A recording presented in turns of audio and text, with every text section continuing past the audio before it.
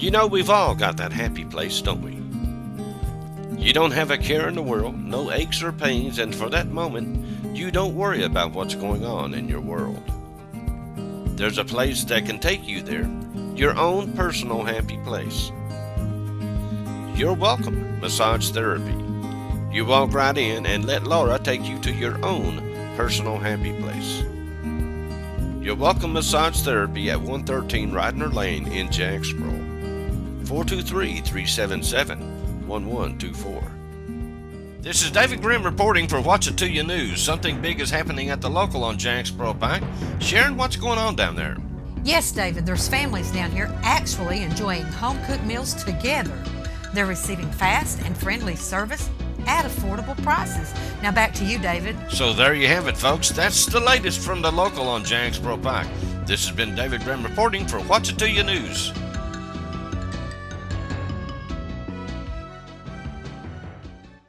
Good evening, everyone. I want to welcome you to JCTV this week. And with us is Tracie Davis, make sure I get it right, of the Children's Center in Campbell County. Now, Tracie is the executive director, is that correct? Mm-hmm. Okay. And Tracie, how long have you been with the Children's Center? I've been here since it opened in 2001. I've been employed with the agency for 22 years. Wow. Yes. So I was with our former umbrella agency, and then when the center opened in 2001, I transitioned here. So.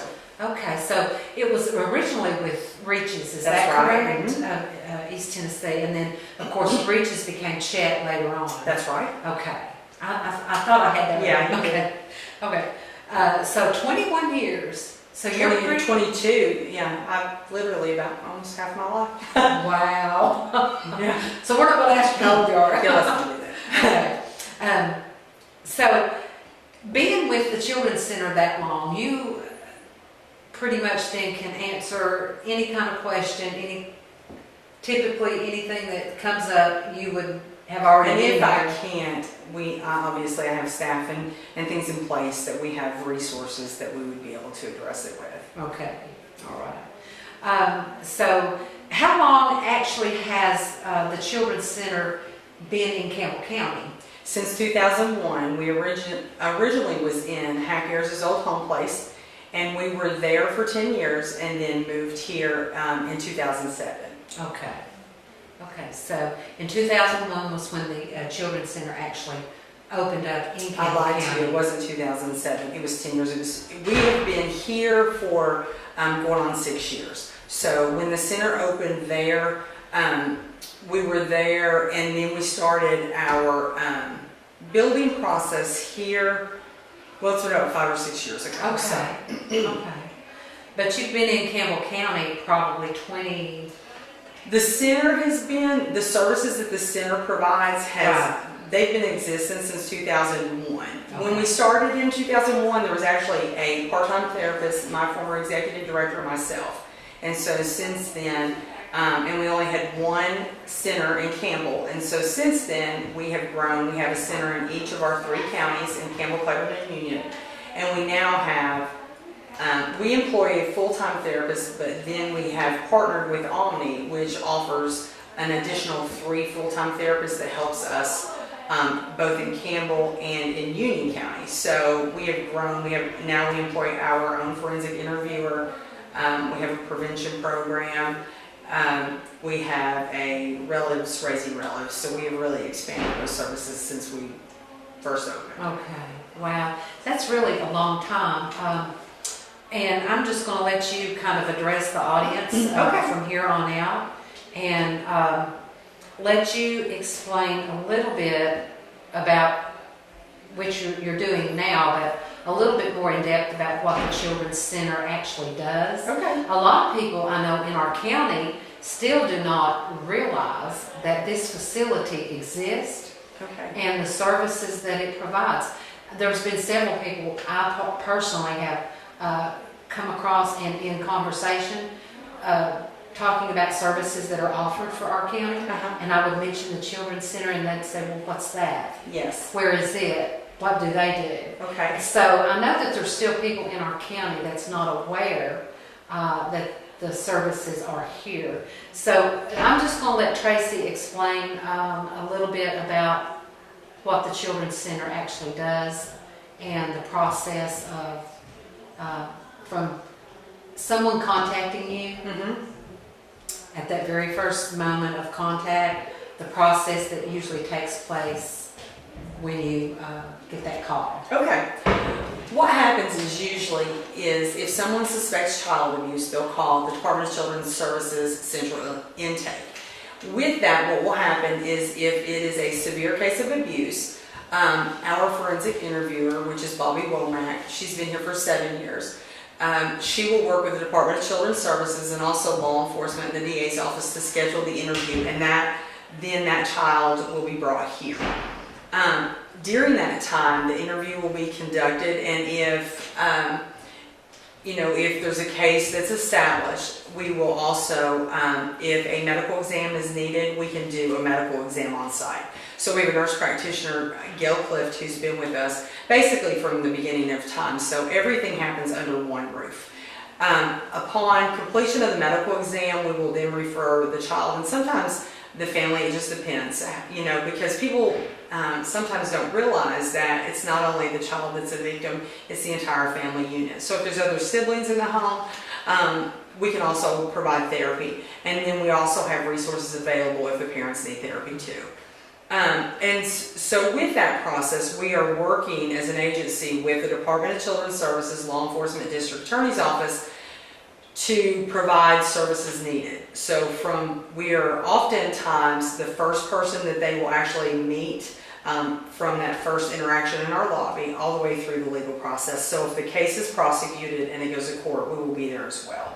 And a lot of the kids that we've served over the years are kids that we still have contact with today. And now some of them are adults and they give back, which is amazing. We had a young lady stop by actually yesterday who donated some things back, and it's somebody that we served years ago. Wow. And so it's more than just a service. It just becomes relationships that we have often for a lifetime with these kids. That's awesome.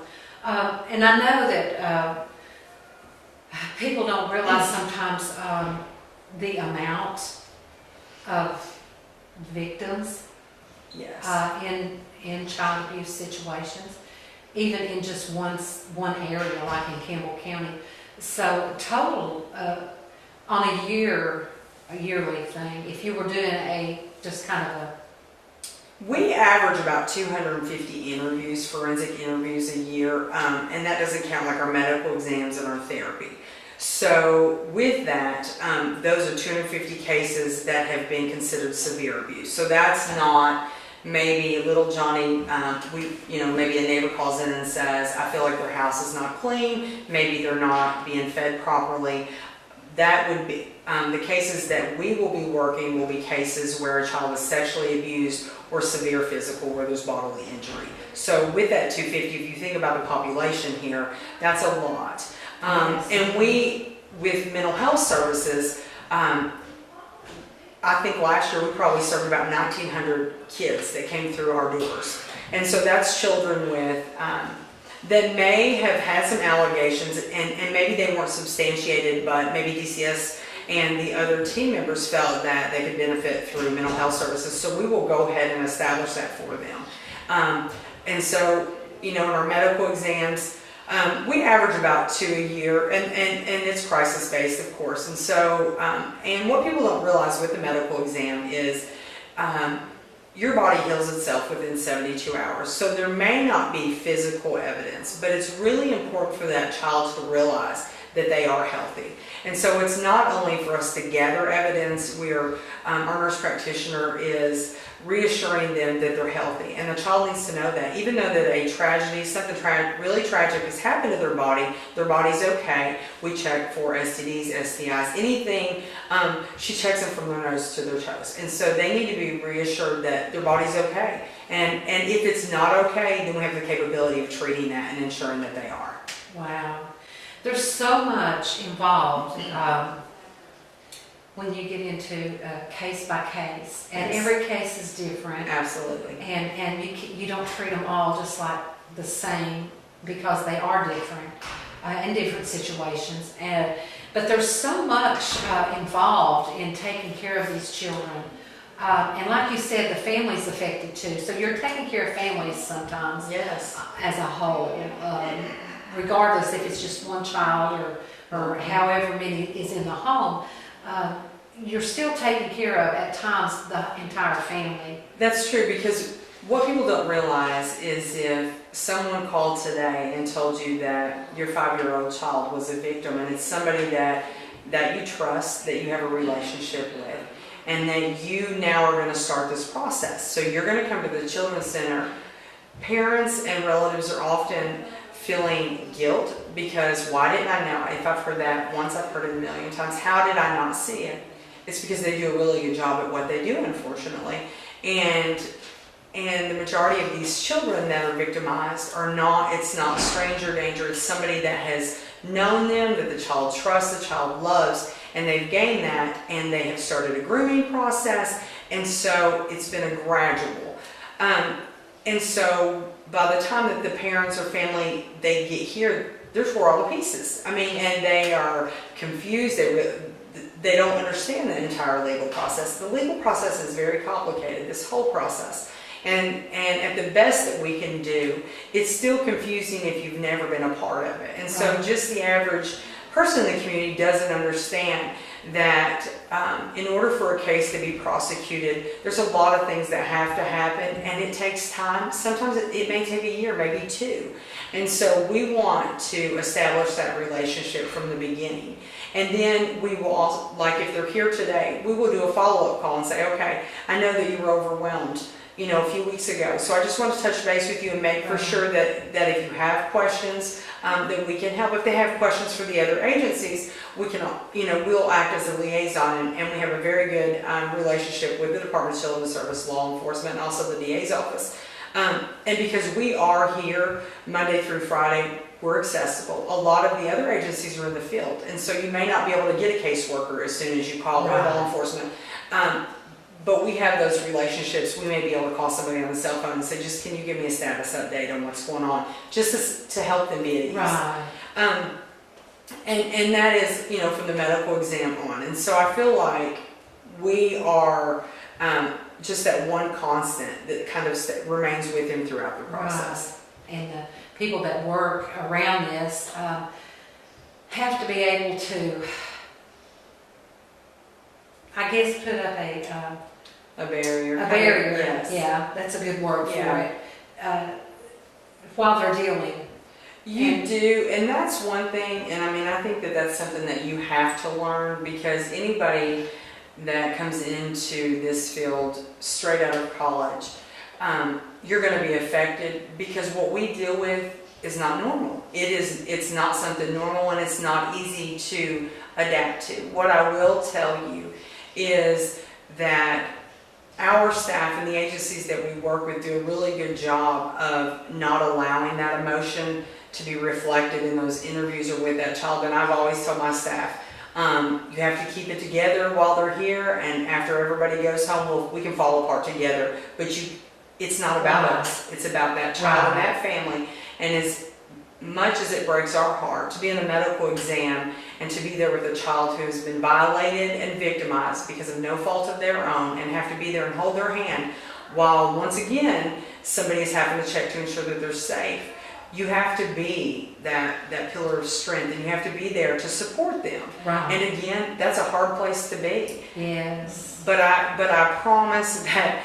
you can do it, and if you're doing it for the right reasons, it'll come. Right. I don't see personally, you know, that would be so hard, because I'm a grandmother. Yes, and it is hard, and every case is different, and there are cases that are more difficult. Anytime that we have a fatality of a child, there's not anybody that's not affected by that. It's hard, and it hurts, and it really makes you hold your kids a little tighter at night, and your grandchildren. Right. But again, I just think, if you are truly, I believe with all my heart, this is that you have to be called in to this. And if it is a calling, then all those other things will come. Right. And you will learn. And it just takes time. And it just takes patience and just being there. A lot of times you don't have to say anything. They just need to know that you that you have their back. I just want to say thank you to you and to your staff and for all those people that work in this area and that provide this service for these children because they need it so desperately. And it's not everybody that can do it. It's not everybody that's called to do it. Just like nurses and doctors. You know, there are some doctors and nurses that are called to do what they do. That's right. There are others that are just there. Yeah, that's right. And they more or less went into the field for the pay or the prominence or whatever reason. That's right. But the ones that are truly called into that area, I think are so gifted. And I just want to thank y'all for that. Thank you. Now I'm going to switch to a little bit lighter area. I know that y'all rely on donation. We do. And I know that you probably get some grants from the state and what have you. But what is your biggest fundraiser that you do for the Children's Center every year? The biggest event that we have in April is our Child Abuse Prevention Luncheon, which will be April 27th at La Follette Church of God.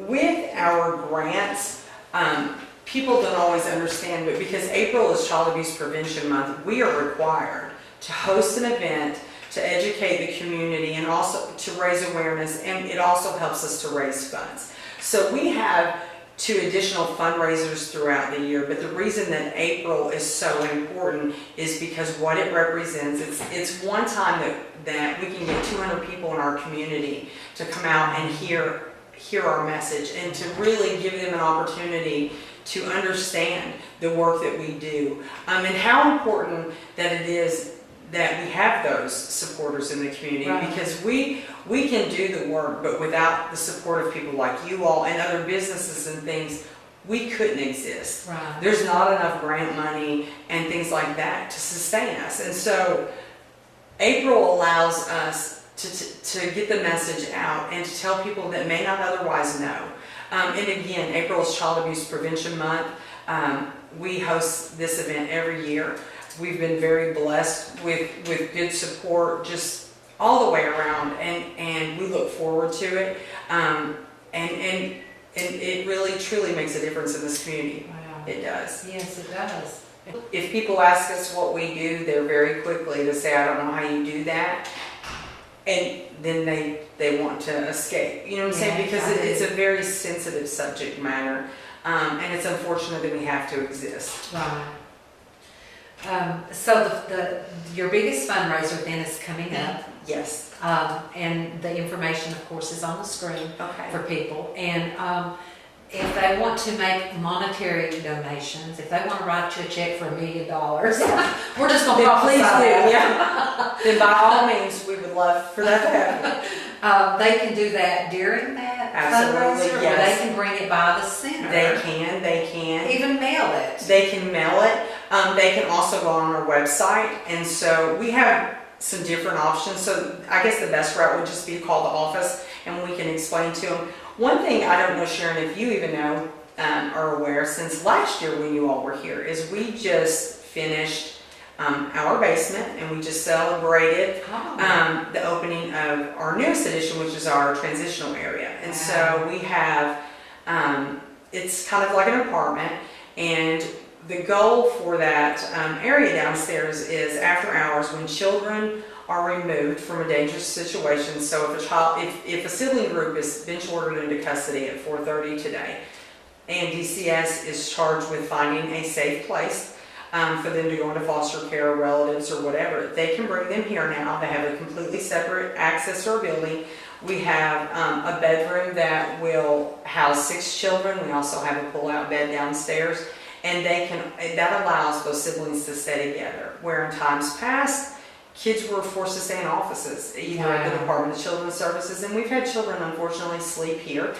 We have cots, and you do the best that you can do, but we're very proud of that. And so fundraisers like the one that we're having at the end of the month, that will help us to carry that over. So that's an additional, there's going to be snacks and just keeping that up down there. But we are so excited about that because that's one thing that we didn't have. And as we see the needs, different needs in the community, that's one thing that I'm very grateful for. Our board of directors, if I go to them and say, hey, I really feel like this is a need, they are on it and they make it happen, and this community makes it happen. Wow. And we had a variety of individuals that contributed and businesses, and because of that, you know, we're ready, and we have clothing, and it's just a safe place for kids. It's short term.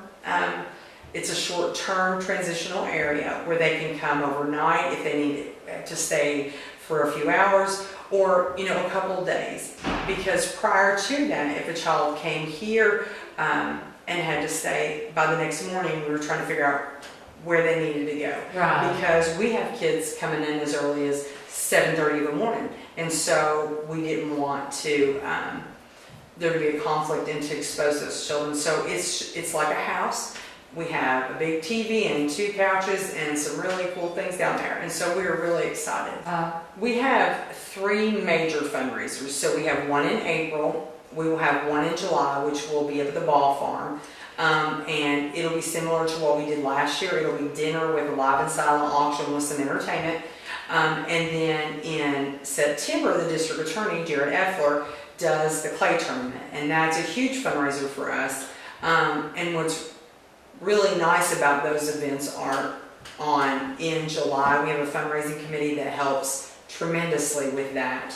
And then in September, the DA's office coordinates and just works, and all of their staff are there. And it's the one time that the 7 of us are not completely responsible for it, and it's been so successful. And we share that with Scott County and Fentress County because we're all in the 8th district. And so, and it's a lot of fun. It's completely different than anything else that we've ever done.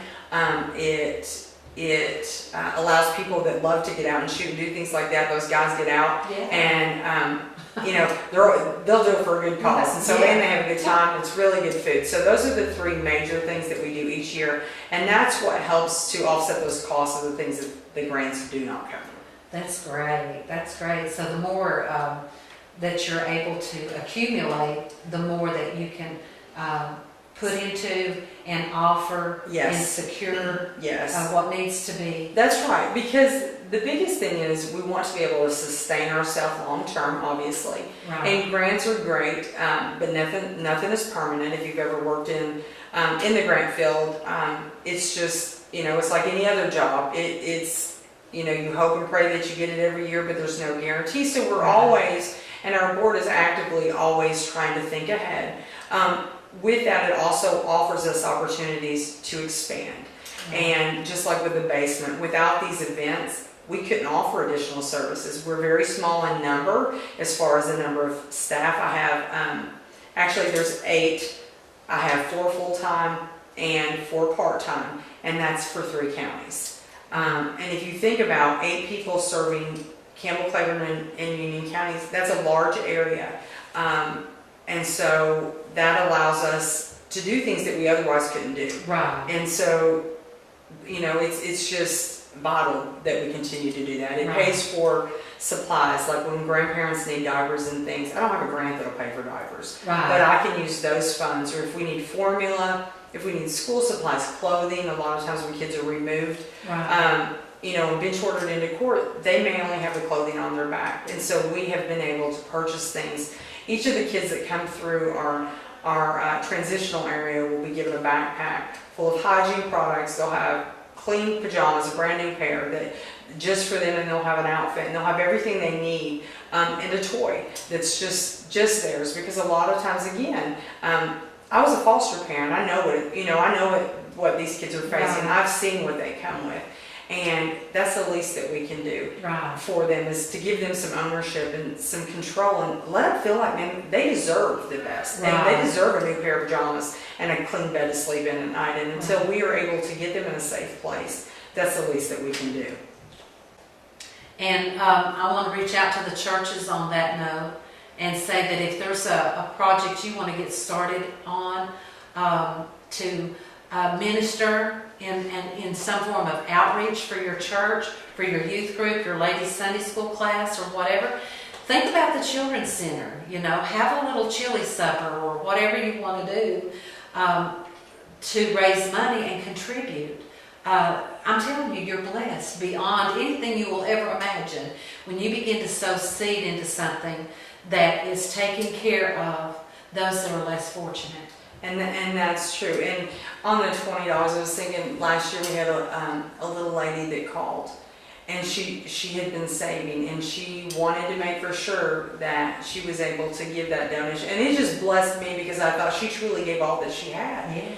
And she has no idea what she considered a small amount, what we were able to do. Because if I can give 20 and you give 20 in the next, then we can keep sowing those seeds back into this community. Right. And with the churches and other organizations, stuff as simple as snacks and juices, those are things. We do have some churches that on a monthly basis will say, hey, are there things that you guys need? And those are things that we don't have in our grant budget to do that. And so anything that it takes to operate your house, it takes to operate this. So toilet paper, paper towels, cleaning supplies, things that, anything that it takes for you at home, just multiply that, because you can imagine the number of children. Right. We have about 2,000 that literally will come through our building this year. And so that's a whole lot of toilet paper and a whole lot of cleaning supplies. Right. And snacks, because a lot of the kids that come in are here for long periods. If they're here for interviews, they may be here for a few hours if it's a sibling group, so gift cards for pizza or McDonald's and things like that. All of those are things, we have court, we will be going to court, and for the families that are there all day, we want to be able to provide them with a hot meal. Because again, they're victims. And we have to understand as a community, child abuse has no respect of person. It's not just for the less fortunate. That's right. And truly, unfortunately, it can affect any of us at any time. And so, just as a community, if, help us to help them. Right. I want to take just a minute to remind everyone that's watching, all the information that you see on the screen. If you need to get in touch with the Children's Center, that the information is there. You can even call 911 if you had to, and find someone that would help you get a hold of the person that you needed to.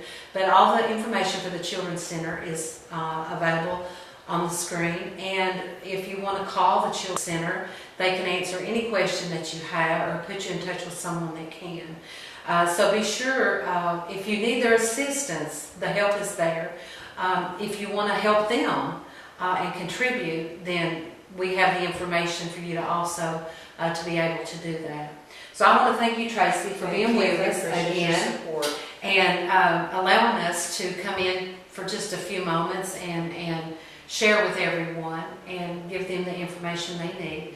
And if there's anything at all that our community can do to help those that are in trouble, whether they're less fortunate, as we want to put it sometimes, or like she said, no respect to persons, it can be somebody else. But this, as a whole in our community, we need to support in every way that we can, whether it's by prayer, and praying for the people that work here, or monetary, or volunteer, or helping put a project together. So remember that when you're thinking about what you need to do. So once again, thank you, Tracie. Thank you, I appreciate it. And all the contact information is there. And we will see you all again next week on JCTV. And thanks for being with us. Thank you.